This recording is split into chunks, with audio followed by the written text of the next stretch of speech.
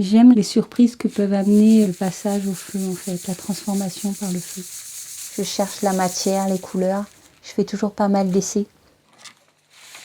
Avant chaque projet, il y a toujours une phase comme ça de recherche, d'échantillonnage. Pour ce projet-là, en particulier, j'avais envie de trouver une matière qui allait évoquer une atmosphère brumeuse, vaporeuse. Et finalement, j'ai trouvé ce que je cherchais en superposant des morceaux de différents calibres avec des poudres. Donc il y a une succession de morceaux, de poudre, de morceaux, de poudre.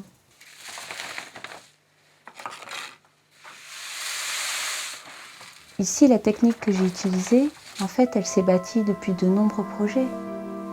Elle n'est pas née juste pour ce projet-là.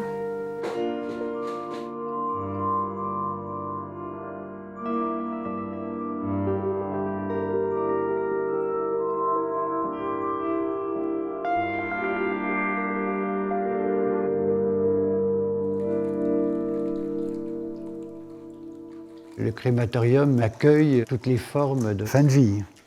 C'est un lieu d'humanité, c'est un lieu de paix, où les personnes endeuillées sont reconnues dans leur dignité, dans leur souffrance. C'est un lieu qui doit être universel, qui doit respecter toutes les croyances. On pourrait dire que tout le monde croit en quelque chose, que ce soit dans un Dieu, que ce soit dans l'amour, que ce soit dans l'être humain. Mais le crématorium est effectivement le lieu d'une spiritualité qui aurait précédé les religions, qui n'est pas contre les religions, mais qui serait bien plus large, bien plus en amont. C'est un lieu où on a envie de faire quelque chose d'un peu spécifique, quoi. C'est peut-être pour redonner de l'espoir, parce que la vie elle continue, hein, même pour ceux qui sont là, quoi. Je voulais que ce soit solennel, que ce soit digne, feutré, doux. Je voulais que ce soit léger, que ce soit rassurant, optimiste. Donc laisser la porte ouverte à la spiritualité, à l'imagination de chacun. Pour moi, ça s'est imposé. J'ai dit, il faut des œuvres d'artistes.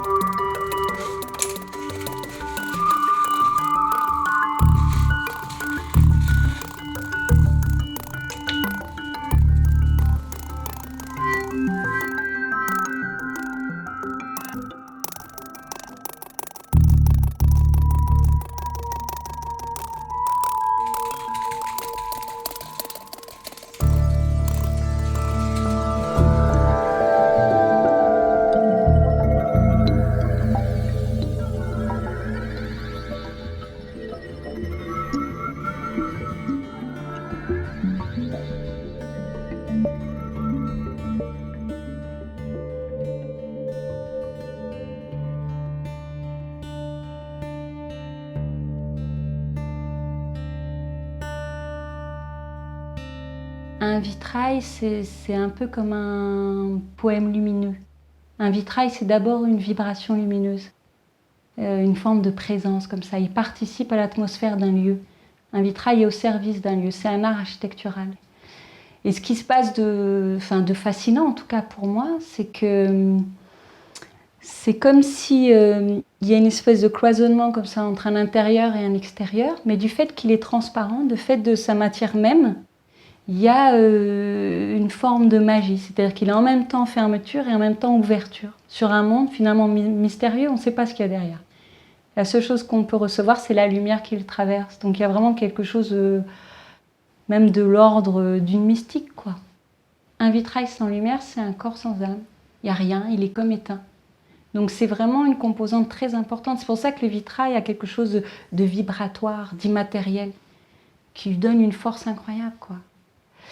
Et c'est vrai que moi, ce que j'attends de l'art, enfin pour moi le but de l'art, le but du beau, c'est d'élever l'âme, c'est-à-dire d'ouvrir le cœur, d'amener l'homme à une dimension plus profonde, quelque chose qui le fait aller au-delà du matériel ou d'un rapport intellectuel au monde.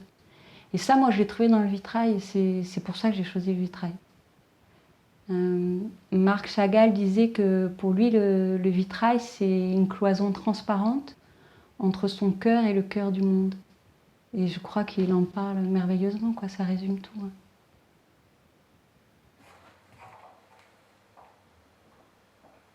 Un jour, la décoratrice, donc Marie Lafort, qui s'occupait de la rénovation du crématorium, m'a téléphoné. Elle voulait qu'on fasse un projet rapidement. Elle est arrivée avec le thème de l'arbre, parce qu'elle avait envie de travailler sur quelque chose qui évoque la vie à l'intérieur de ce lieu, qui est un lieu de souffrance. Et ce qu'elle voulait, c'était créer un sentiment d'ouverture, d'évasion.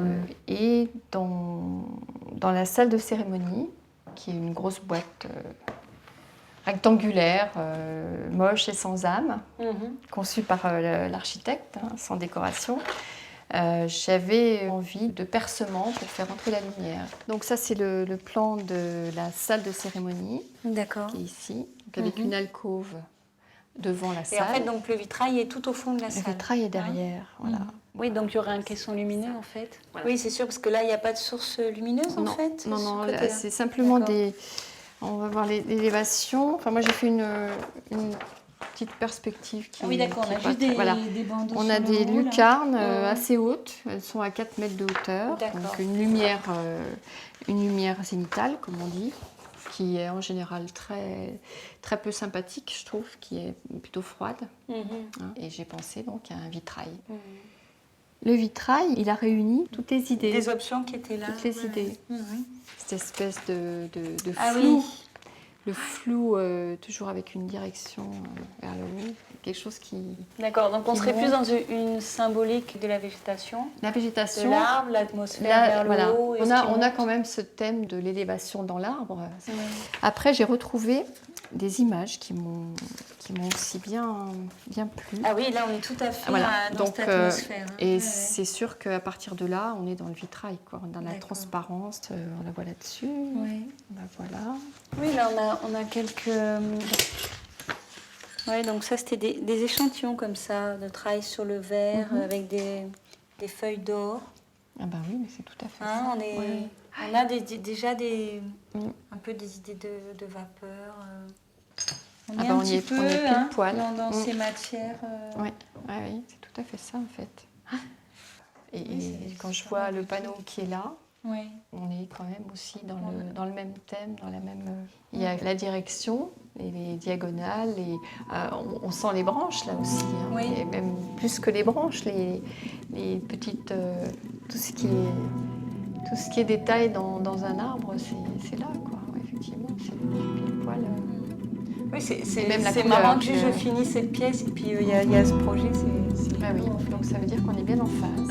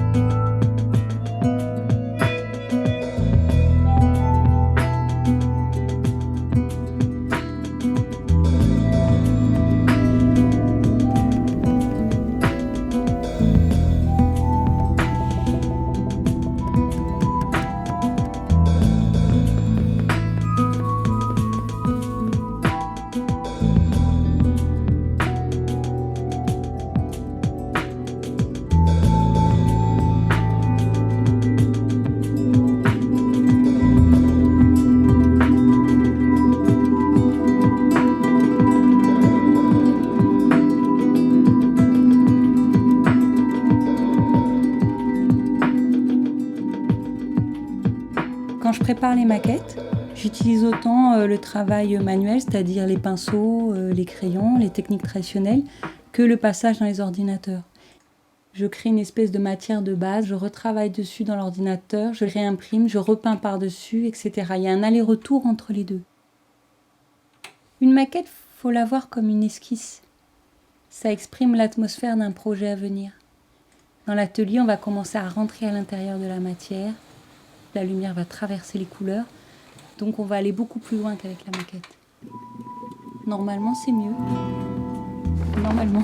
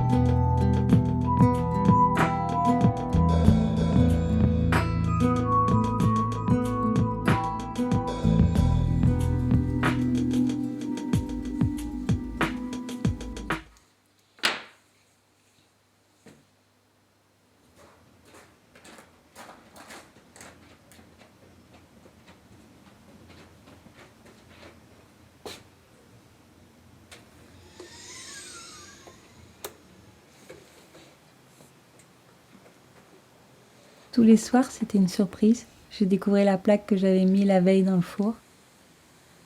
C'est toujours un moment fascinant parce que la pièce s'est complètement transformée, puisqu'on a voulu induire quelque chose en organisant la matière d'une certaine manière.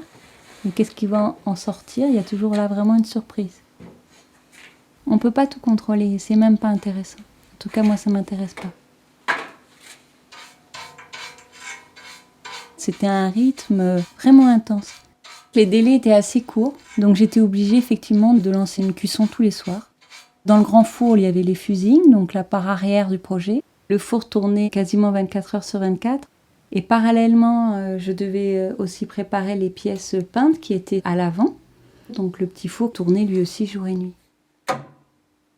Pour moi, ça a été une expérience très forte et très riche parce que c'est vrai que quand on est comme ça en immersion dans l'atelier, pendant 4-5 semaines, ça a été l'occasion d'aller au bout d'une expérimentation.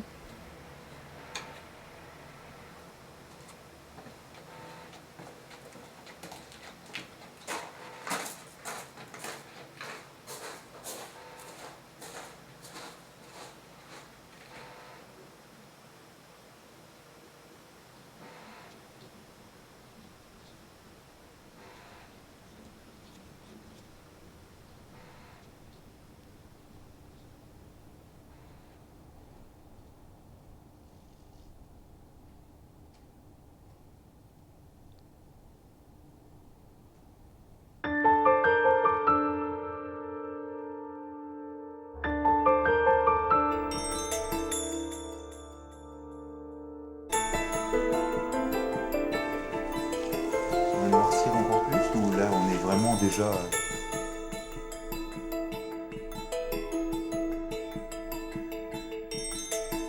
Ce qu'on peut dire, c'est que la peinture et la conception, ça a toujours été le maître verrier qui les faisait. Je veux dire, voilà, c'est ça. C'est rare que la peinture soit pas le...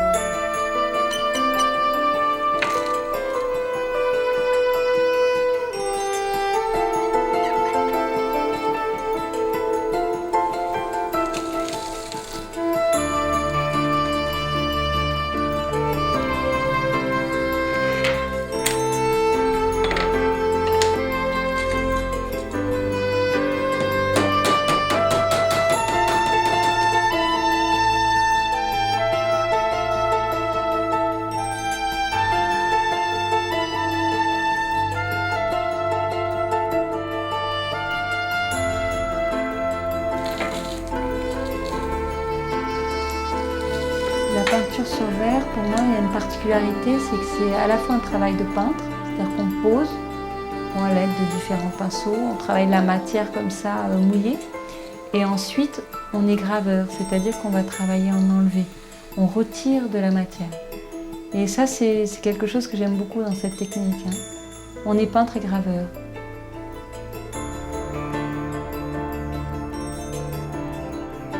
Le fusing, en fait, rejoint beaucoup la peinture. Parce qu'en fait, on a la possibilité de mélanger des couleurs et de travailler en superposition. Donc ça, c'est quelque chose d'extraordinaire.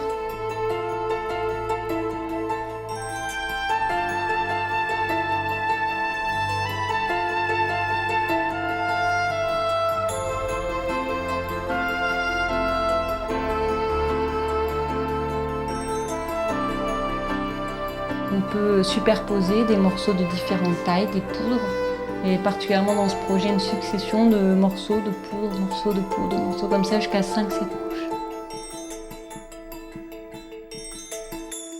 Donc chez Casto, il y en a plein des actions métalliques. C'est possible. Après, il faut prendre les compositions. Il y a des traités du XIIIe siècle avec toutes les... Mais amusez-vous bien. Il y a eu de nombreux incendies au départ. Des peintures, Parce qu'en plus, dans un fusing, la courbe de température modifie totalement l'aspect. On peut fusionner en dessous de 800, après quasiment 900 degrés, on va avoir des résultats très différents. Oui. Dans la manière Les dont ça verres, se mélange. on ne fait pas cuire en même temps. Et ou on récupère la plaque cassée dans le four, Ah oui. ou bien il y a un problème de vitrification, c'est-à-dire qu'il y a une espèce de couche blanchâtre dessus. Ou alors la pièce sort nickel et une semaine plus tard, elle se fond. brise. Parce que sur des petites pièces, il peut y avoir des coefficients d'orientation pas trop éloignés. Puis on a l'impression que ça fonctionne, mais on prend toujours un risque par rapport à la durée de vie de la pièce, quoi. Donc, Oui, puis que c'est justement une œuvre qui est censée durer très longtemps, le vitrail. Censé, oui. C'est vrai. C'est censé. 2665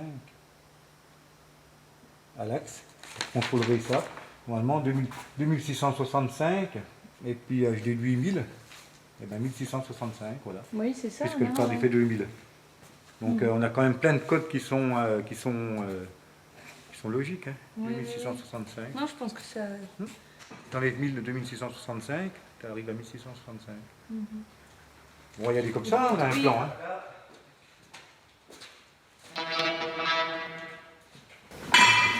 fait 150 kilos à peu près. On avait dans les mains, on avait quoi, 40 kilos chacun 40 kilos pour 4 jours. Voyons le reste. 1 kilo, ça serait entre 150 et 200 kilos. Non, ça c'est pareil, on proposait de travailler en... Il n'y a que quand il y a on pourrait imaginer que ça a tendance à venir ici. Bon, c'est l'époque Parce que la partie lourde, elle est dans cette structure. Les vitraux qui sont devant, ils touchent rien.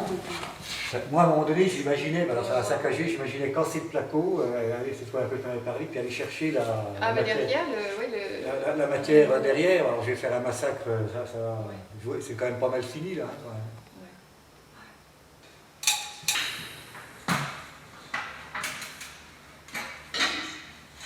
Faire un vitrail pour la salle de cérémonie d'un crématorium, c'est pas anodin. C'est quand même un lieu où les gens qui y passent sont en deuil, sont dans la souffrance, la séparation. Et donc ce vitrail avait pour but, son rôle, c'était déjà d'amener l'illusion d'une fenêtre, d'une source lumineuse, donc d'une ouverture, avec une élévation vers le haut qui était source d'espoir en fait. À la fois une évocation du départ, de la mort, du passage entre la terre et le ciel, entre la vie et la mort. Il y a ce sentiment d'élévation, donc par l'ouverture lumineuse vers le haut. Il y a le thème de l'échelle à travers les barres transversales comme ça qui sont traitées avec les plombs. Et il y a un motif jaune en fait, que certains voient des oiseaux, d'autres des papillons, des feuilles, quelque chose comme ça qui s'envole dans le ciel. Donc c'est un petit peu un clin d'œil aux âmes qui nous quittent.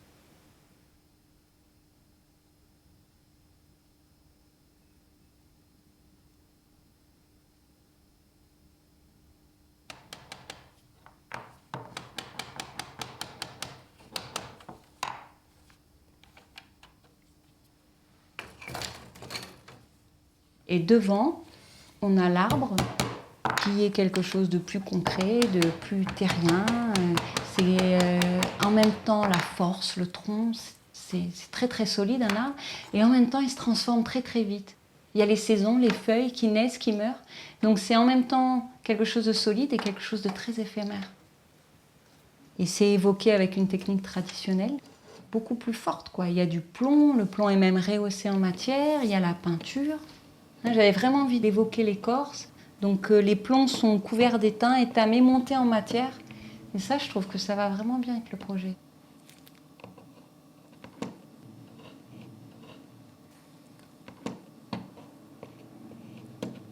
Il faut voir que ce vitrail, il est à hauteur d'homme, il est posé sur le sol. Les gens peuvent venir contre lui, le toucher, on peut être nez à nez avec ce vitrail. Donc j'avais envie que la matière soit belle, j'avais envie de soigner cet aspect. Alors que généralement, un vitrail, c'est vraiment éloigné et on s'occupe peu de cette composante, quoi. Là, la partie création, finalement, elle est plus réduite que quand on est peintre. Vous avez une partie technique énorme. Je sais pas, pour moi, la technique, c'est pas une limite. Que ce soit avec un pinceau ou avec du verre. Elle fait vraiment partie. Et c'est parce qu'il y a une confrontation avec la matière qu'il y a quelque chose, une rencontre qui se fait entre, j'ai envie de dire, une poésie personnelle, un regard sur le monde, et puis des matériaux. Et c'est à travers ces matériaux que ce regard ou cette poésie, elle va pouvoir être vue ou vécue par les autres. Donc la technique, c'est pas une limite. J'ai l'impression qu'elle a toujours nourri les œuvres. Enfin, pour moi, c'est comme ça que je le vis. C'est pour ça que j'arrive pas trop à mettre vraiment une limite entre artiste et artisan, à partir du moment où il y a la création d'œuvres uniques, originales.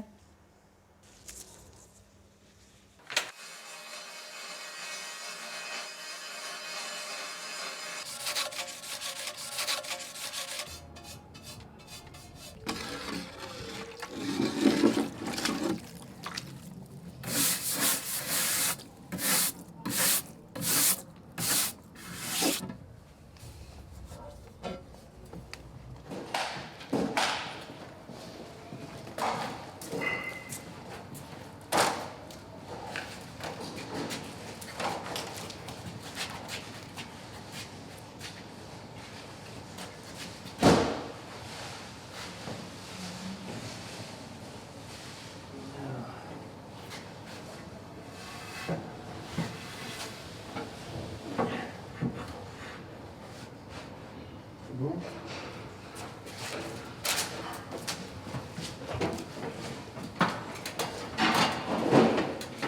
Je vais la mettre tout seul là, parce qu'on a fait, je vais reculer, tu vois.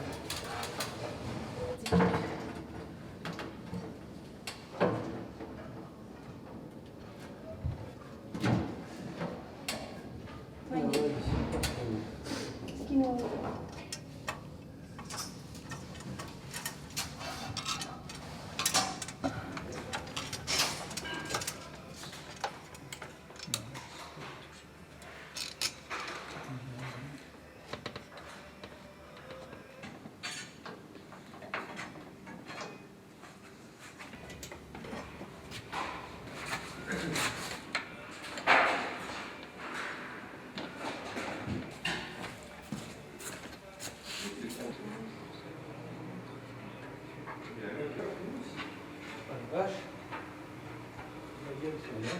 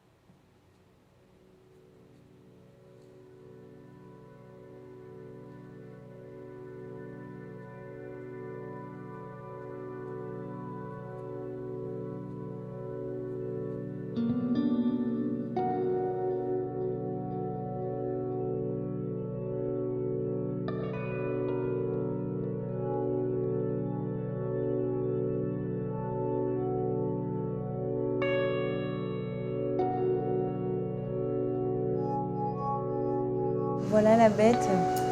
Magnifique. Hein. Et ce sera d'autant mieux quand il y aura le panneau. Oui, Ouais, je pense que ça va être pas mal. Ouais. Ça va lui créer une espèce d'encadrement.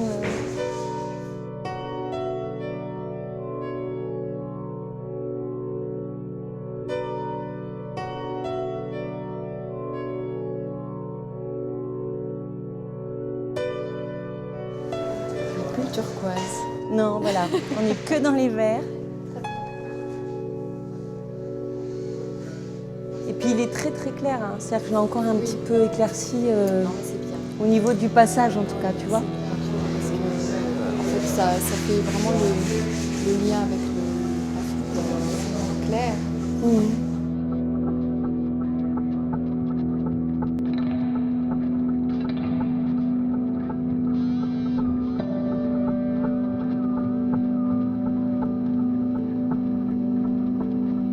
Alors ce que j'aime bien, c'est ça.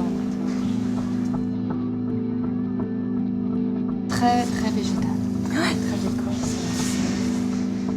Ouais, et puis en fait tout le verre là est creusé, tu vois, pour que la peinture en fait elle vienne s'encastrer, marquée comme une empreinte d'écorce. Et puis derrière.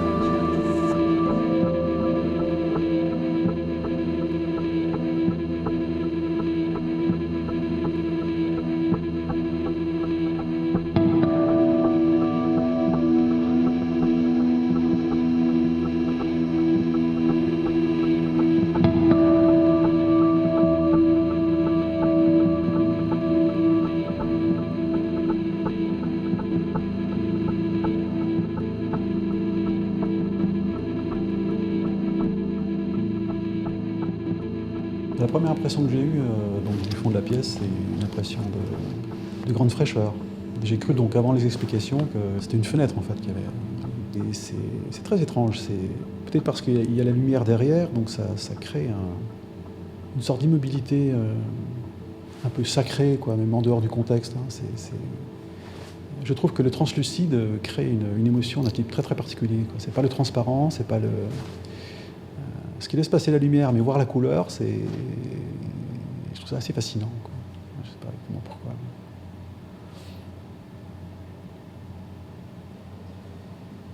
Oui, il y a une grande verticalité aussi, c'est ça qui est beau. Je ne peux pas ne pas penser au Japon, par exemple. Morceaux d'arbres, fleurs ou papillons, c'est pas trop, hein, des choses jaunes.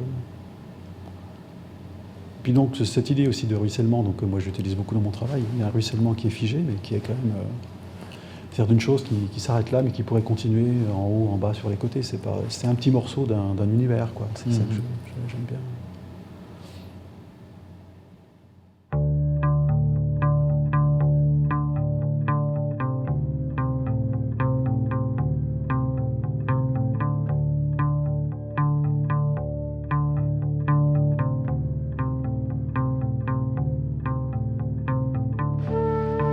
Envie de toucher, puis de comprendre comment c'est arrivé là, cette espèce de fluidité de la matière et des couleurs. Il était vraiment comme une sculpture posée comme ça au fond de la salle. Il était beau.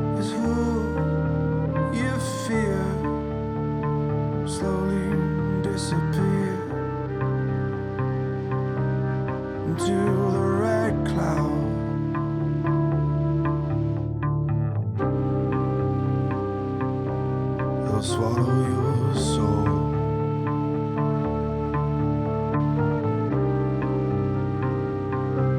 They'll swallow your soul.